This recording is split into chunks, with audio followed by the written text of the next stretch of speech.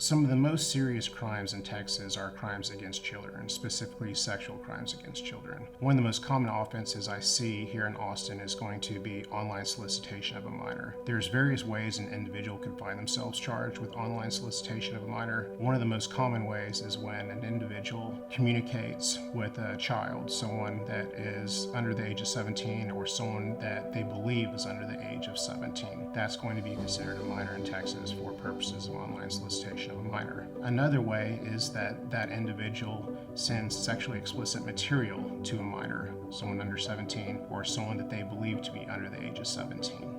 The most common way that I see someone charged with online solicitation of a minor is when someone communicates with a minor over chat messages or email or a social networking site, and they communicate or solicit that person to meet up for sexual intercourse or sexual contact. Oftentimes that individual may show up to a location to meet somebody and they are arrested at that time. Other times they had that communication but they do not actually show up, and the defense is that they never intended to meet that person. However, that doesn't matter.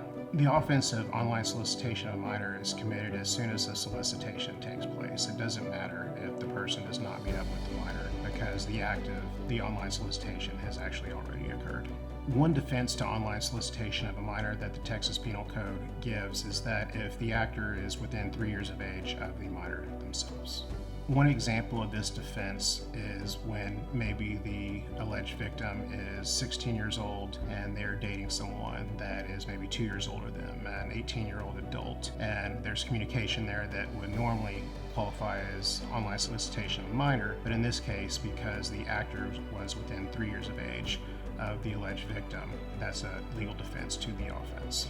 Online solicitation of a minor is normally classified as a third-degree felony where the actor faces 2 to 10 years in prison and up to a $10,000 fine. However, if the facts allege that the actor believed that the minor was under 14 years of age, or that minor was in fact under 14 years of age, the penalties can be enhanced to a second-degree felony, and so that person now faces 2 to 20 years in prison and up to a $10,000 fine. The most common situation in Austin where I see people getting arrested for online solicitation of a minor is going to be a law enforcement sting that's been set up. Usually what's going to happen is law enforcement officers are going to pretend to be minors in chat rooms, and they're going to carry on conversations with adults.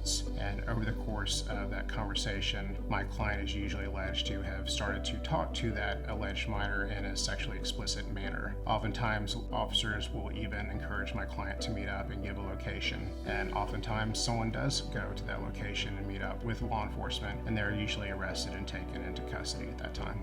One of the main consequences of being arrested for online solicitation of a minor is the possibility of having to register as a sex offender, and that can happen if someone is found guilty of the offense, and even if they're placed on probation, it would come with mandatory sex offender registration. Online solicitation of minor charges are incredibly serious in Texas. They're also usually highly factual driven. If you find yourself in a position where you have been charged with this offense or believe you're under investigation for this offense, you need to give me a call. You want to have an attorney on your side that has experience in defending these charges.